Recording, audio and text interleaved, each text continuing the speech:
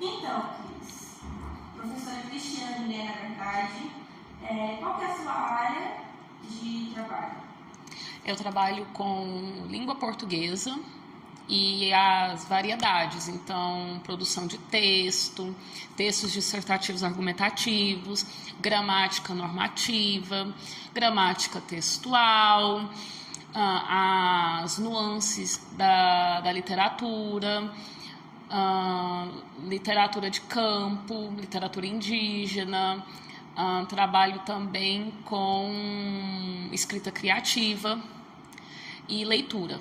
Entendi. Quanto tempo faz que você está na profissão?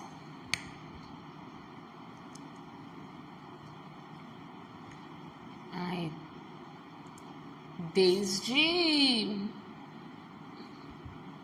eu praticamente saí da faculdade já trabalhando, porque apesar de eu ainda estar na faculdade, eu já dava tutoria particular para estudantes de ensino médio.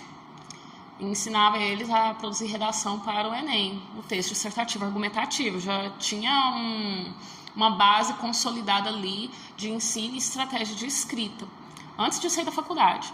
Saindo da faculdade, eu comecei a atuar como professora particular. Perpassei ali também por algumas experiências em sala de aula, com alguns projetos, né, na escola pública, com sequências didáticas de leitura e produção textual. Um exemplo que eu trabalhei com a Lígia Fagundes Telles, né, Pomba é Namorado, o livro dela, né, no CEPAI aqui da UFG. Trabalhei,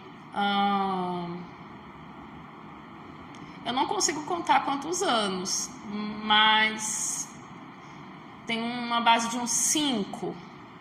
Entendi. Já tem um bom tempo, né? E sobre o ensino médio, você tem alguma experiência? De vida, que eu passei por ele. E também tenho com trabalhos, projetos que eu desenvolvi fora o estágio da faculdade. Entendi. Então, Cris, você sabe que o propósito dessa entrevista é que a gente fale um pouco sobre a reforma do novo ensino médio. Só para a gente iniciar a nossa conversa, você consegue observar que já teve alguma mudança? Eu consigo, porque, na verdade, a implementação desse novo ensino médio, que não é de ontem, nem do mês passado, tem um certo tempo, ela considera a sociedade como ela está. E a sociedade como ela está relativiza muito o poder da educação. Ou então tem uma percepção muito simplista dos impactos da educação na sociedade. E isso é muito perigoso, porque além da nossa educação ser bancária predominantemente, a reforma do ensino médio faz com que, além de bancária, ela fique ainda mais sectária, as pessoas fiquem ainda com menos senso crítico do que já tem, porque não há estímulo. Então, meio que isso já ocorre culturalmente aos poucos, assim, digamos em doses homeopáticas, para quando acontecer todo mundo aceitar. Entendi. Então, você acredita que, como você falou, é uma percepção bem simplista e que não veio de hoje, né, o novo ensino médio? Você acredita que essa flexibilização do currículo, né, das atividades, essa coisa mais empreendedora, como você falou, da escola como uma empresa, acaba restringindo o direito à educação de qualidade? Com certeza, porque uma coisa é você oferecer uma educação de qualidade e outra coisa é você oferecer educação de um povo que não sabe o que é educação de qualquer jeito, só porque ele acha que é bom para ele.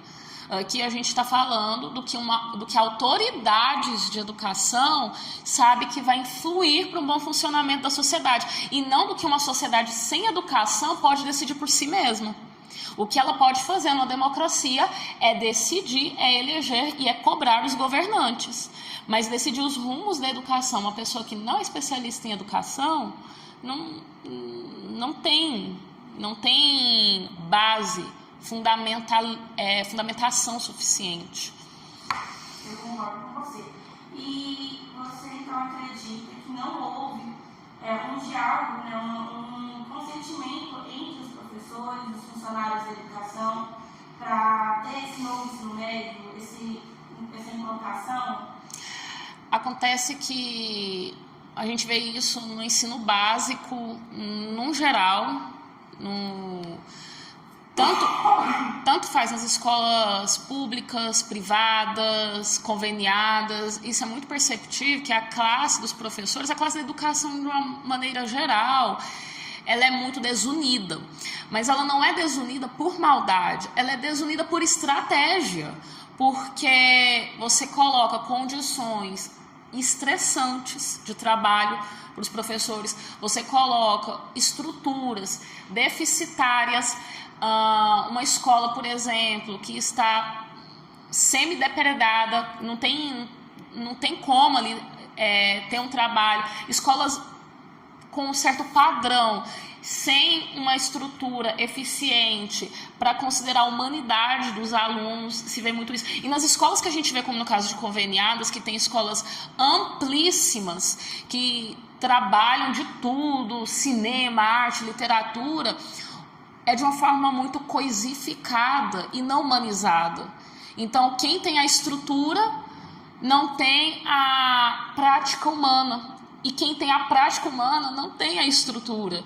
Então, acaba que muitos professores querem só bater o ponto, fazer o que pede no currículo, ir embora para casa, porque já tem problemas demais na vida pessoal para cuidar, porque está estressado. Então, uma pessoa dessa não vai querer parar para problematizar. E mesmo assim, ainda tem gente que está disposta a lutar por uma educação de qualidade para todos. Mas se a gente está num país que menos as pessoas têm uma educação, menos as pessoas são safas para entender o que está acontecendo num panorama político, mais fácil será ludibriá-las. Então, as pessoas que prometem ou planejam ou então explicam sobre o novo ensino médio para a comunidade, não explica de uma forma clara, concisa, direta e pegando todos os prós e contras, porque se fosse de uma forma franca, com certeza as pessoas não aceitariam. Elas aceitam justamente porque elas não têm aparato de leitura e interpretação de texto suficiente para conseguir fazer essa compreensão e acabam aceitando tudo goela abaixo, porque, hierarquicamente falando, elas são inferiores aos demais. Então elas só aceitam. Então, primeiro, pelo que eu entendi, você acredita que não houve um diálogo, né, da Secretaria da Educação durante essa reforma, né, durante a formação do novo ensino médio com os funcionários da educação. Mas que também eles não são unidos, eles não se unem para dialogar a respeito. A gente tem algum exemplo atual, durante o seu trabalho atual, onde quando você pergunta sobre o novo ensino médio, os professores não têm a consciência, não estão acompanhando as mudanças, acredita que se tornou, por ser uma educação empresarial, a educação aqui de Goiás se tornou um emprego, uma função automatizada por parte dos professores? Sim, porque além de todas as coisas que eu disse, a gente tem o seguinte cenário, né? A pessoa, ela não percebe que o aluno ali é uma pessoa. O aluno é uma demanda do Estado. Então, eu tenho um problema para resolver. A partir do momento que o aluno manifesta desinteresse por algum componente curricular ou disciplinar, e eu digo para ele que é completamente opcional, eu estou tirando o direito dele de aprender e se desenvolver naquelas habilidades ali. Não precisa porque você não quer. E não é assim que funciona. Por quê? Porque a gente, quanto seres humanos, temos que ter acesso a uma gama de conhecimentos básicos para a gente poder decidir o que a gente vai ser. Não é porque o aluno, ele vai mal em matemática e ele é ótimo em língua portuguesa, que vamos esquecer da matemática e estimular a oratória dele. A gente pode ir para os dois rumos ali. A gente não pode esperar que desperte-se um gênio matemático nessa pessoa, mas pode-se esperar que ele não seja uma pessoa que não sabe nem passar um troco quando for ao mercado. Então, são muitas camadas. Entendi. A gente já está encerrando, o tempo já está acabando. Só mais duas questões. Você notou alguma mudança na prática como professor em relação à chegada do novo ensino médio? Sim, porque tem mais desinteresse dos próprios alunos. Os alunos, eu não quero, eles, de forma geral. E essa mudança no ensino médio, ela foi tão brusca, que apesar dela ter demorado muito tempo, como eu disse, que tem alunos no ensino fundamental, nos anos finais, já reproduzindo esse comportamento de eu não quero estudar isso, eu não vou. Para que eu vou estudar isso? Sendo que são matérias básicas. Entendi. A sua resposta foi tão completa que acabou respondendo também a minha última pergunta, que seria sobre como os alunos têm reagido às mudanças trazidas pela reforma. Então, a gente pode ver um desengajamento bem brusco, que vai se tornando cada vez pior, um desinteresse e aquela ideia utilitária, onde eu só vou aprender o que eu vou usar na vida. E ela é enganosa, falaciosa, porque todo conhecimento a gente sempre usa na vida. Então, não existe isso de não vou aprender. A Marina Silva fala algo muito interessante, que a nossa sociedade tem a percepção de que a gente tem que ter tudo. Só que há limites para ter, mas não há limites para ser. E isso que ela fala é muito interessante, porque podemos ser sempre mais. E isso a educação, de uma forma geral, sendo bancária, não mostra para os alunos. Isso daqui você vai usar no Enem, isso daqui você vai usar na vida, isso aqui você vai usar num concurso público. Mas nunca para ser uma pessoa melhor, que é o mais importante. Nossa, isso é lindo. É uma pena que a maioria não pensa assim, Bom, a entrevista terminou. Muito obrigada pela contribuição. Eu espero que tenha contribuído também na sua vida de alguma forma. Mas muito obrigada. Obrigada.